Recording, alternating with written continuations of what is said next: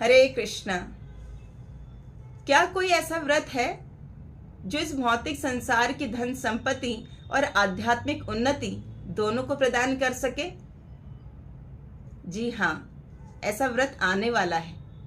पुरुषोत्तम मास के कृष्ण पक्ष में आने वाली है परमा एकादशी। जो भी व्यक्ति इस परमा एकादशी के व्रत का पालन करता है उसे धन संपत्ति और आध्यात्मिक उन्नति दोनों प्राप्त होती हैं। आपको जानकर आश्चर्य होगा कि देवताओं के कोषाध्यक्ष कुबेर जी ने भी इस व्रत का पालन किया, जिसके फलस्वरूप उन्हें ये स्थान प्राप्त हुआ। यदि आप भी इस सिद्धि को प्राप्त करना चाहते हैं तो आइए हम श्रवण करते हैं पुरुषोत्तम मास में आने वाली परमा एकादशी व्रत की कथा को, और अन्य संसिद्धि के साथ हम उस परम सिद्धि को प्राप्त करने का प्रयास करते हैं। माधव तिथि भगति जननी यतने पालन करी, यानी कि जो माधव तिथि यानी जो एकादशी तिथि है ये भक्ति की जननी है, भक्ति को जन्म देती है, और ये तिथि भगवान श्री कृष्ण को अति प्रिय है। जो भी व्यक्ति इस एकादशी व्रत का पालन करता है भगवान उससे प्रसन्न होते हैं, और वह व्यक्ति इस भौतिक संसार के सुख का उपभोग करके अंत समय में भगवत धाम की प्राप्ति करता है। तो ऐसे ही एक बार युधिष्ठिर महाराज ने भगवान श्री कृष्ण से पूछा, हे केशव, पुरुषोत्तम मास के कृष्ण पक्ष में आने वाली एकादशी का महत्व आप मुझे बताएं। तब भगवान श्री कृष्ण ने कहा, हे राजन, कामिल्य शहर में सुमेधा नामक एक ब्राह्मण रहता है जो बहुत ही निर्धन है। एक दिन उसने अपनी पत्नी और अपने बच्चों को देखा कि उनको कितने कष्ट हैं, वो उनकी जरूरतों को पूरा नहीं कर पा रहा है। तो उस ब्राह्मण ने सोचा कि मुझे दूसरे शहर में जाकर कुछ धन कमाना चाहिए, जिससे मैं अपने परिवार को अच्छे से उनका भरण पोषण कर पाऊं। तो उसने अपनी पत्नी के सामने ये विचार रखा कि मैं दूसरे शहर में जाना चाहता हूँ, कुछ धन कमाना चाहता हूँ, जिससे तुम लोगों की जरूरतें पूरी कर सकूं। तो पत्नी ने कहा कि नहीं, दूसरे शहर जाने की कोई आवश्यकता नहीं है, हमें किसी चीज की कमी नहीं है, आप जो भी कमा कर लाते हैं हम उसी से संतुष्ट हैं। क्या हमने आपसे कभी कोई शिकायत की कि हमारे लिए ये वस्तु लाकर दें? तो पत्नी की ये बात सुनकर ब्राह्मण सुमेधा ने अपने दूसरे शहर जाने का जो प्लान था वो रद्द कर दिया। तो एक दिन उनके घर पर आते हैं ऋषि कौंडिल्य। ऋषि कौंडिल्य उनके घर आते हैं और वो ब्राह्मण और उस ब्राह्मण की पत्नी ने उनका बहुत स्वागत किया, बहुत सत्कार किया। भले ही वो निर्धन थे, उनके पास बहुत सारी सहूलियत की चीजें नहीं थी, लेकिन बहुत प्रेम पूर्वक उन्होंने कौंडिल्य ऋषि का आदर सत्कार किया, उनको सम्मान दिया।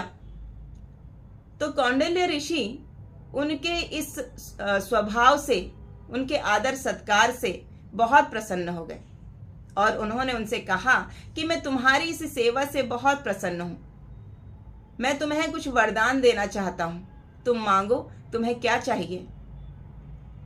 तब सुमेधा ब्राह्मण ने कहा कि ऋषिवर, आप हमारी परिस्थिति देख रहे हैं, तो हमारी परिस्थिति के अनुरूप आप हमें कुछ ऐसा दीजिए जिससे मैं अपने परिवार के साथ यहाँ पर सुखपूर्वक रह सकूं।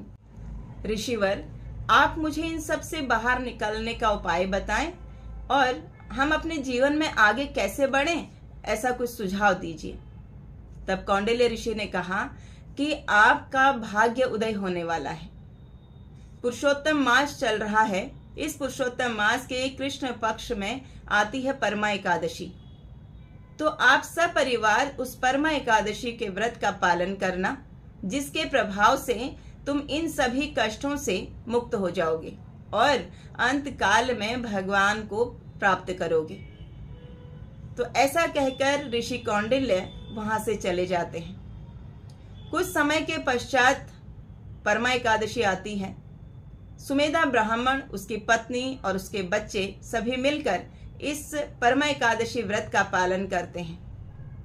तो जिसके फल स्वरूप क्या होता है कि ब्रह्मा जी अपने ब्रह्म लोक से एक बालक के रूप में उनको कुछ धन, कुछ संपत्ति देने के लिए भेजते हैं। और सुमेधा ब्राह्मण ये सब देखकर, इस परमा एकादशी के प्रभाव को देखकर बहुत ही आश्चर्यचकित हो जाते हैं। उन्होंने भगवान का बारंबार धन्यवाद किया, ऋषि कौंडिल्य का बार बार धन्यवाद किया कि आपकी कृपा से मुझे इस परमा एकादशी व्रत का महत्व पता चला और मैं सपरिवार इस व्रत का पालन कर पाया। तो एकादशी व्रत बहुत महत्वपूर्ण है, तो हम सभी को एकादशी व्रत का पालन करना चाहिए और अपने आसपास जितने भी लोगों को, आप अधिक से अधिक लोगों को इस एकादशी व्रत के महात्म्य के बारे में बताना चाहिए और एकादशी व्रत रखने के लिए उनको बोलना चाहिए, जिससे कि उनके जीवन में जो भी कष्ट हों, जो भी दुख हों, जो भी परेशानियां हों, सभी नष्ट हो जाएं, उनके अनर्थ नष्ट हो जाएं और भगवान से उनकी प्रीति बढ़े, भगवान की भक्ति में उन्हें रस आए, उन्हें आनंद आए। ऐसा ही हम सबको मिलकर प्रयास करना है। तो इस परमा एकादशी का व्रत का पालन करने से अनंत लाभ प्राप्त होते हैं। नारद पुराण में वशिष्ठ जी कहते हैं, तावत् पापानि देहस्मिन् तिष्ठन्ति मनुजाधिपा यावनोपवसे सन्तु पद्मनामं दिनं शुभम। अर्थात हे राजन, जो व्यक्ति भगवान हरि जिनकी नाभि कमल सदृढ़ है, उनके पवित्र दिन एकादशी में उपवास नहीं करता है, उसके शरीर में सभी पाप बने रहते हैं। तो इसलिए हम सभी को अपने पापों को नष्ट करने के लिए, भगवत प्रेम को बढ़ाने के लिए, आध्यात्मिक उन्नति प्राप्ति करने के लिए हमें एकादशी व्रत का पालन अवश्य करना चाहिए। तो इस बार एकादशी व्रत, परमा एकादशी व्रत आ रहा है 11 जून को और 12 जून को इसका पारण समय है प्रातः 5:22 से 10:01 के बीच में। तो अलग अलग शहरों के अनुसार अलग अलग टाइम होता है पारण का। तो आप जिस भी शहर से इस वीडियो को देख रहे हैं, जिस भी शहर में रहते हैं, वहाँ के अनुसार अपना पारण के समय पर एकादशी व्रत का पारण अवश्य करना चाहिए। हरे कृष्णा।